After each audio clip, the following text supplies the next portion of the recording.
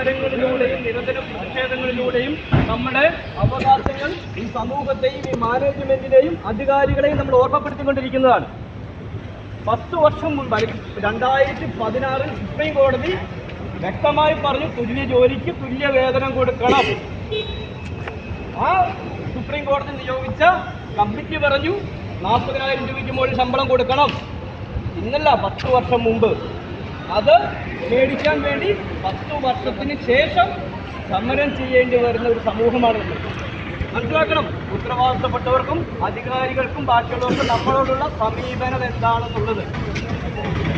നമുക്കറിയാം, വളരെ ചോദിക്കുന്നത് നിങ്ങളിത്ര വലിയ വർദ്ധന ഒറ്റ കാര്യമുള്ളൂ. കാരണം എന്താ, 10 വർഷം മുൻപ് വരെ നമുക്കൊന്നുമില്ലായിരുന്നു, മൈനസ് ആയിരുന്നു അല്ലേ, അങ്ങോട്ട് കൊടുക്കണമായിരുന്നു.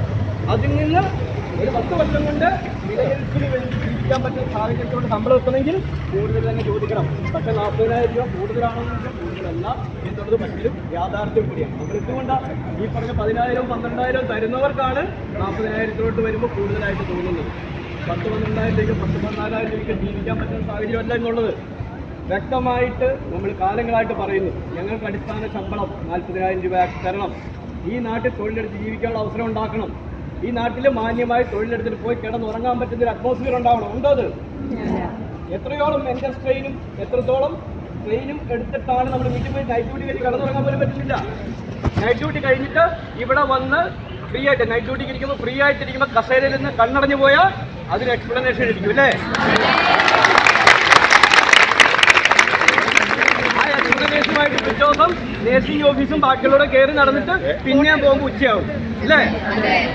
ഇതൊക്കെ ഏത് നാട്ടിലാണ് നടക്കുക? ഇവിടെ വേറെ എവിടെയെങ്കിലും നടക്കുമോ? ബാക്കിയുള്ള നാട്ടില് തലവേദനയാണെന്ന് പറഞ്ഞു കഴിഞ്ഞാൽ ഈ എടുത്തോളാൻ പറയും അല്ലേ? ഇവിടെ തലവേദന എന്ന് പറയുന്നത് തലവേദന കൊണ്ട് കാണിക്കാൻ പറയും. എവിടെ തലവേദന കാണിച്ചു കൊടുക്കുക?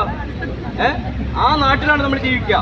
ശക്തമായിട്ടും പ്രതിഷേധിക്കാതെ, പ്രതികരിക്കാതെ, സമരം ചെയ്യാതെ ഒരവകാശവും ഞങ്ങൾക്ക് കിട്ടില്ല എന്നുള്ള വ്യക്തമായ ബോധ്യം ഞങ്ങൾക്കുള്ളത് കൊണ്ടാണ് ഞങ്ങൾ സമരത്തിന് ഇറങ്ങിയിരിക്കുന്നത്. അപ്പോൾ ഇതിൽ ഒരടി പിന്നോട്ടില്ല. കാരണം ഞങ്ങൾക്കും ഈ നാട്ടിൽ ജീവിക്കണം. ഈ ഒരു കാര്യം മാത്രമേ നമുക്ക് പറയാനുള്ളത്.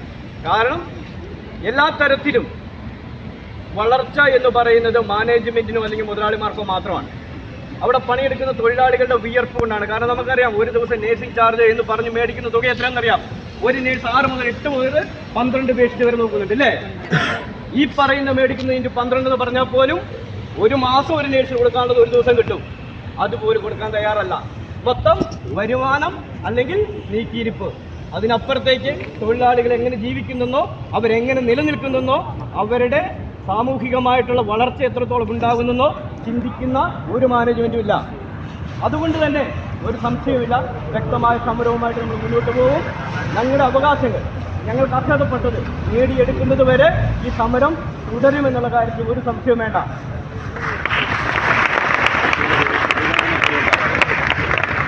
മാന്യമായിട്ട് ഇപ്പോഴും കൂടെയുള്ള പേഷ്യൻസിനെ ഒന്നില്ലെങ്കിൽ ചർച്ചയിലൂടെ പരിഹരിക്കുവാനോ അല്ലെങ്കിൽ അവരെ ഇവിടുന്ന് മറ്റാശുപത്രിയിൽ റെഫർ ചെയ്യുവാനോ അല്ലെങ്കിൽ അടിയന്തര സാഹചര്യത്തിൽ അതിനുവേണ്ട സഹകരണങ്ങൾ ചെയ്യുവാനോ നമ്മൾ ഇവിടെ തയ്യാറാണ്. നമുക്കൊരു രോഗിയുടെ ജീവനും ജീവിതവും എത്ര വലുതാണെന്നറിയാം. അവർക്ക് ഒരു അടിയന്തര സാഹചര്യം വന്നു കഴിഞ്ഞാൽ എന്തായാലും നമ്മളിവിടെ ഉണ്ടാകും. കാരണം നമ്മൾ ഇത്രയും കാലമായിട്ട് ഈ ആവശ്യങ്ങൾ പറയുകയും സമരങ്ങൾ ചെയ്യാൻ പോകുന്നു എന്ന് പറഞ്ഞിട്ട് അതിനെ വേണ്ട രീതിയിൽ നോക്കിക്കാണാതെ അവസാന നിമിഷത്തിൽ പേഷ്യന്റ് കൂടുതലാണ് നിങ്ങൾ ഇറങ്ങിപ്പോയി എന്ന് പറയുന്ന സിറ്റുവേഷൻ ഉണ്ടാക്കിയത് മാനേജ്മെന്റാണ്. അതുകൊണ്ട് തന്നെ ഞങ്ങളെ സംബന്ധിച്ച് ഞങ്ങൾ പറയുന്നു, ഈ കിടക്കുന്ന രോഗികളുടെ ഉത്തരവാദിത്വവും അല്ലെങ്കിൽ ഇവിടെയുള്ള രോഗികളുടെ ഉത്തരവാദിത്വം പൂർണ്ണമായും മാനേജ്മെന്റിന് മാത്രമാണ്. ഞങ്ങളെ സംബന്ധിച്ച് ഞങ്ങൾ തരേണ്ട നോട്ടീസുകളും അറിയിക്കേണ്ട അറിയിപ്പുകളും എല്ലാം കഴിഞ്ഞു. അതൊന്നും പരിഗണിക്കാതെ ഞങ്ങളെ സമരത്തിലേക്ക് നിർബന്ധിതമായി തള്ളിവിട്ടിരിക്കുന്ന മാനേജ്മെന്റാണ്. അതുകൊണ്ട് തന്നെ ഇതിനൊരു തിരിച്ചു പോക്കില്ല, ഒരു പിന്മാറ്റമില്ല. ഞങ്ങൾക്ക് അവകാശപ്പെട്ടത് നേടിയിട്ടേ ഞങ്ങൾ ഇവിടുത്തെ കയറുകയുള്ളൂ എന്നുള്ള കാര്യത്തിൽ ഒരു സംശയവുമില്ല എന്ന് ഒരിക്കൽ കൂടി മാനേജ്മെന്റ് അറിയിക്കുക.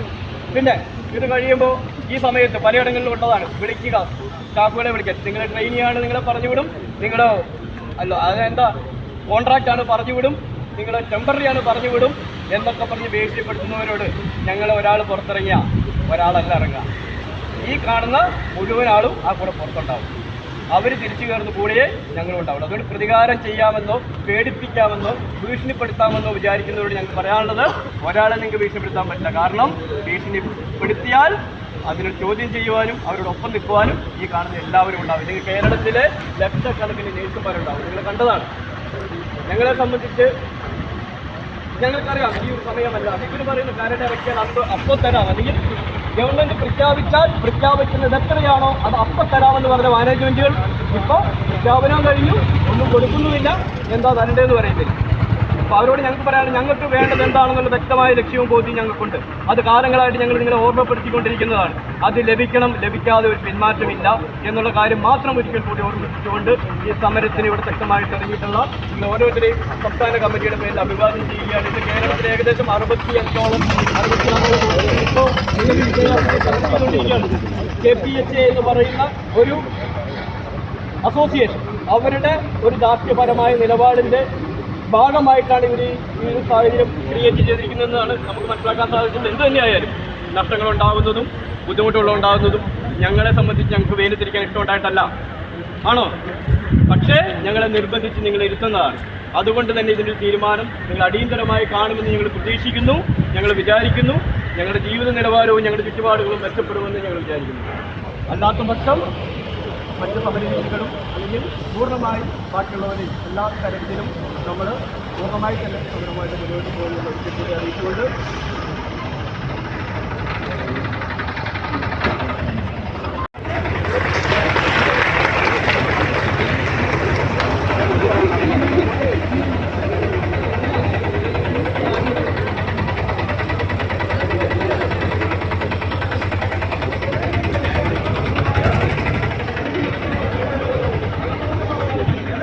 ഞങ്ങൾ പഠിച്ചിറങ്ങിയ രജിസ്റ്റേഡ് നേഴ്സാണ്.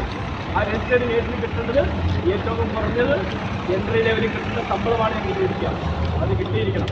അത് കിട്ടാതെ ഒരു പിന്മാറ്റമില്ല എന്നും ഈ ഐക്യം സമരം കഴിയുന്നതും വരെ ഉണ്ടാവണമെന്നും അത് പൂർവാധികം ശക്തിയായിട്ട് നിലനിർത്തിക്കൊണ്ട് പോകണമെന്നും ഒരിക്കൽ കൂടി ഓർമ്മിച്ചുകൊണ്ട് ഞാൻ നിർത്തുന്നത് നല്ലത്.